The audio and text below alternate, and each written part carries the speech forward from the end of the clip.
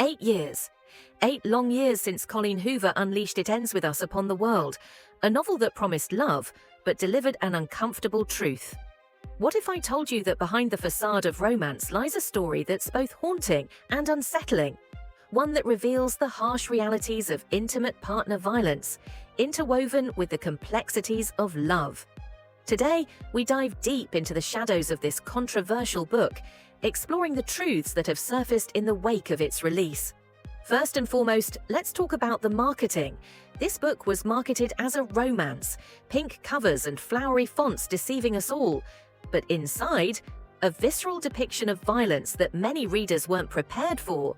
Is it fair to label a story about domestic abuse a romance, or are we simply masking the horror behind a glossy exterior?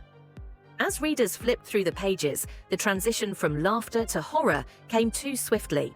One moment, Lily and Ryle are basking in the glow of new love. The next, we're thrown into the chaos of abuse.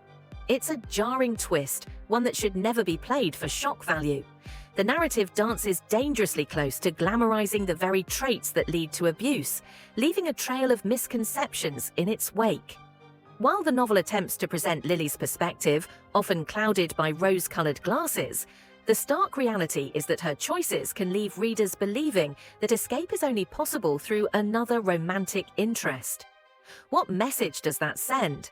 That love is the only salvation? The truth is, healing often comes from within, not from running into the arms of another. And what about the portrayals of the other male characters? Are they really the good guys? Or do they reflect a broader issue of toxic masculinity masked by their well-meaning gestures? These nuances matter. When every male character seems to harbor troubling behaviors, it begs the question, who do we truly trust? In a world where domestic violence isn't just a story, but a reality for many, can we afford to romanticize the very behaviors that perpetuate this cycle? It's crucial to engage with this content responsibly. And now, as we approach the film adaptation, we see another layer being added to this complex narrative. Can cinema capture the rawness of abuse without glossing over the harsh truths? Or will it continue the cycle of misunderstanding? As we reflect on It Ends With Us, it's clear that this is more than just a story. It's a conversation starter, a reminder of the realities many face.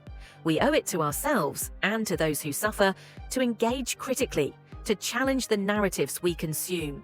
The journey is uncomfortable, but that discomfort is where growth begins.